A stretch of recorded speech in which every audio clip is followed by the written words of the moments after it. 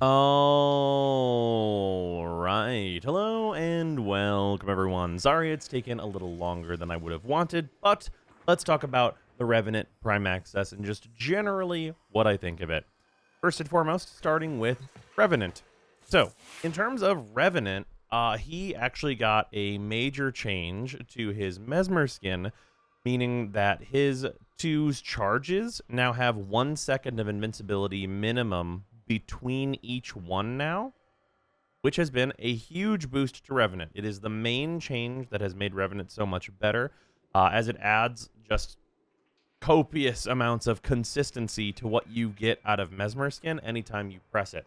So, that change happened a little bit before Revenant Prime came out, but it is very, very major, as it essentially means that for Mesmer Skin, you're getting a minimum of 13 seconds of invulnerability whenever you have activated Revenants 2, and that's really, really good. Obviously, moving around, not getting hit, extends that time pretty considerably, but the really notable thing is because you have a known minimum for how good these charges are, you'll know better when to refresh them, and you'll have better understandings of just like what your current limits are. If you have 2 Mesmer charges, you know that you're going to be good for at least the next 2 seconds, which can give you the information you need on like how much energy you're going to need when, and like, you know, just your energy economy and keeping things going. And it's all very, very good. Mesmer skin change, fantastic.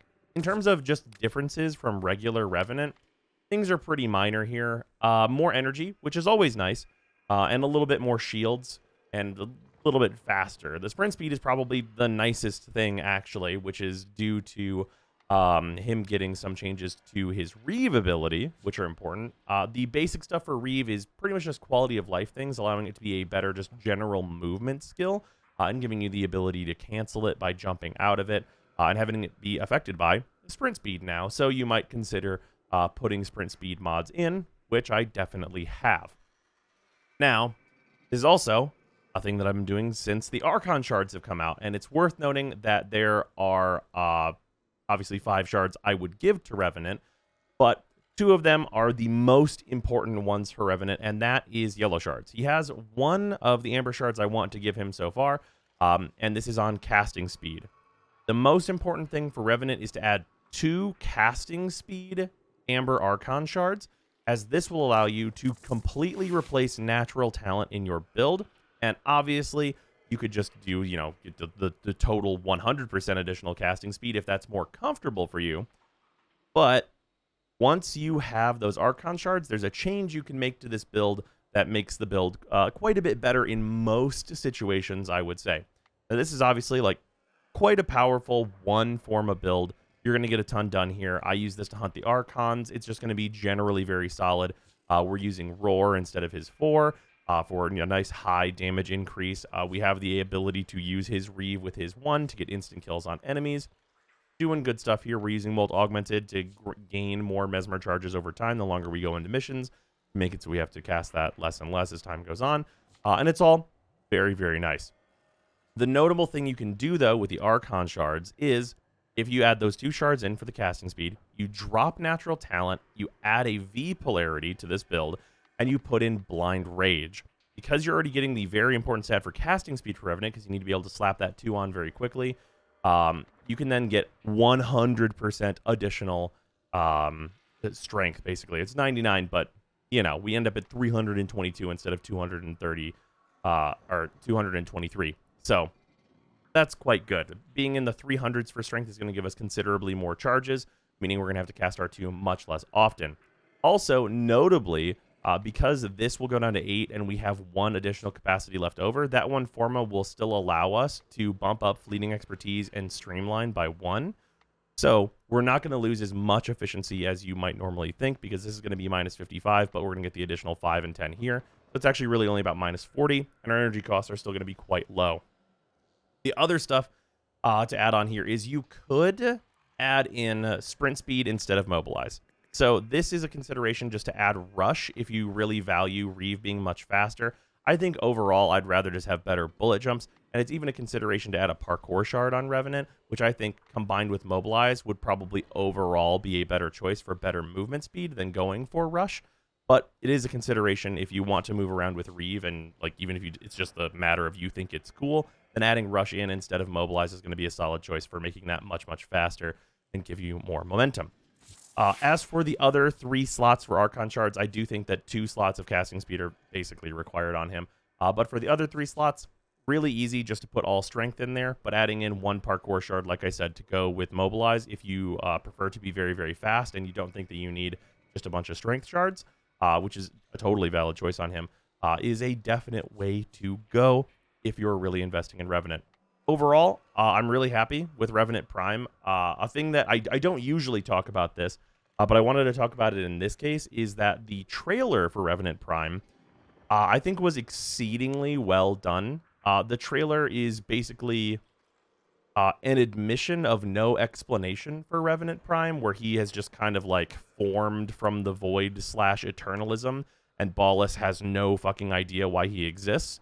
That's like the basic gist of what his trailer is, and I actually kind of really love that, because there's obviously people would be like, oh, it's just a cop-out. There's no reason for Revenant Prime to exist, but he does. But I think utilizing like the eternalism stuff that we have and having a character acknowledge that in world as to be like, that doesn't make any fucking sense, actually kind of rules.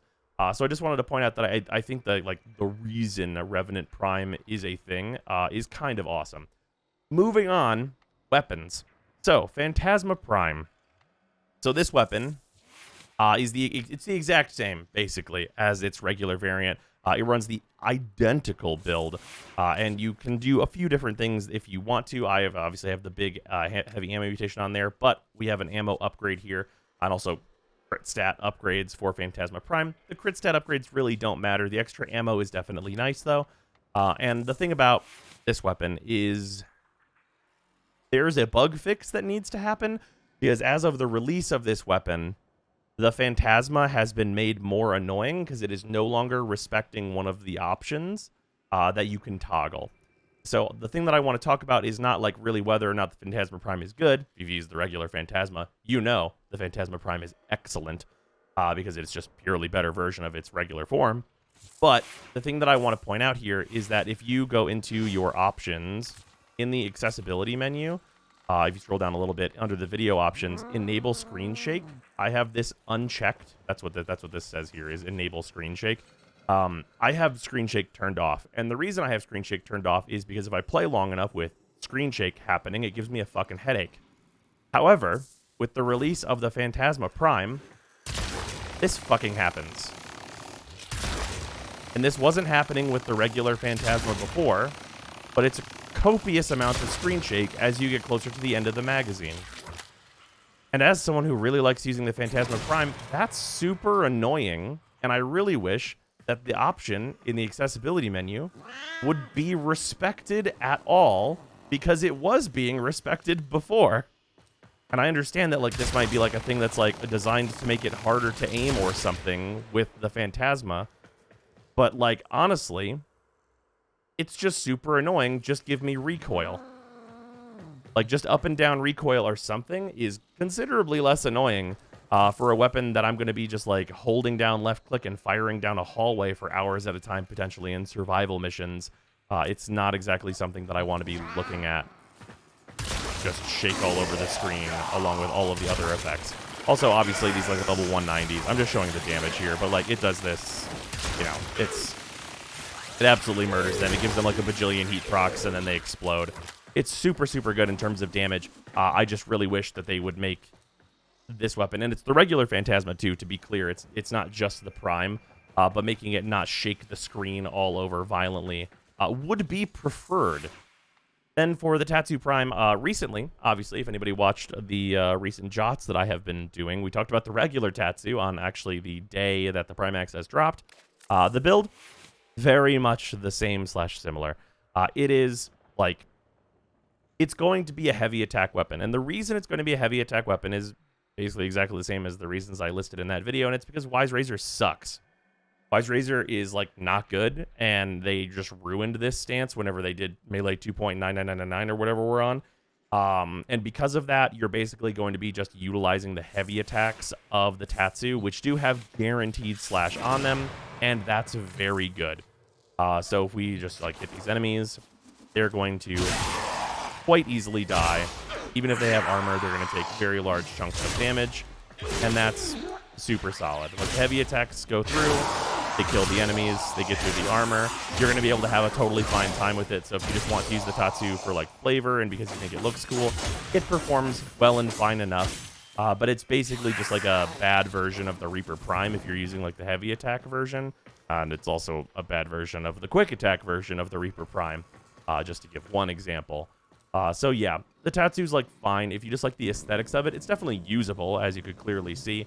But I really wish that the stance was like worked up to how it was before, because it used to be that the Tatsu was not very good statistically, and Wise Razor was so good that it made it worth using just because Wise Razor's quality was so high. And I really wish that we were in that world, as this would probably be a weapon that could sit comfortably alongside something like the Reaper Prime if we were still in that kind of a quality set for it.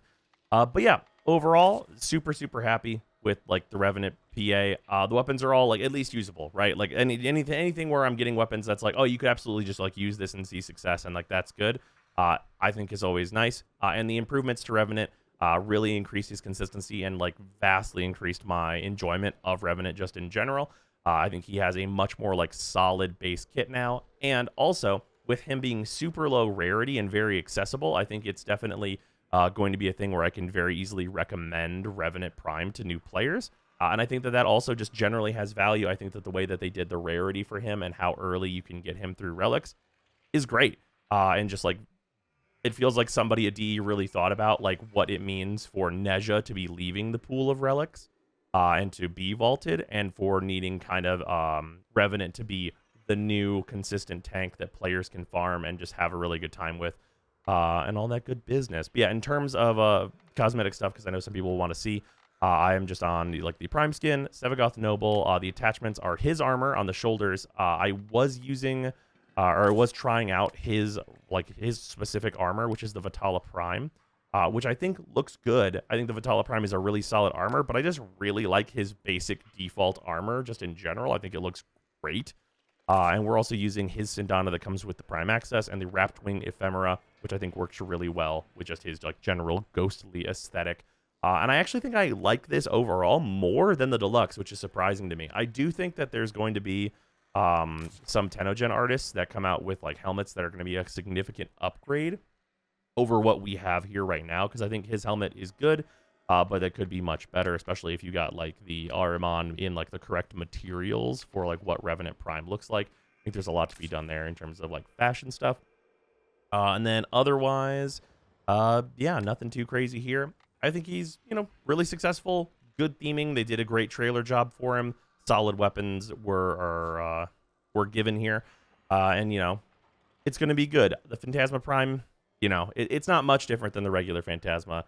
But it's still the shiny version of the already very good weapon many people use, right? So that's pretty solid. But yeah, that's going to do it for today's video. Thanks for hanging out. I will see you tomorrow. All right. Hello, everyone, and thank you to all of the new patrons and returning patrons. And especially thank you to our $10 plus patrons, which are Aiden Neon, Brutus Salazar, Donald Stevens, Dylan Dworsky, Thrain, Jacob Bean, JC4 Science, Joshua Adams, Lou Zanth, Malik X. Williams, Metru Zanka, Mitchta, Nicholas Ridley, Paradise, Shan Hardine, Victor, Zach Zahner, Aaron Vanderbroek, and all of our $5 patrons, and also the $2 patrons that we have. But yeah, things should be good this month. We just got the announcement that there's not going to be any echoes of the Zariman happening, or echoes of the most recent update, rather. So there's going to be time to fill in a lot of old guides for Warframe, which is awesome. Should expand the site and be great. Thank you so much for everyone's support on Patreon. I really appreciate it.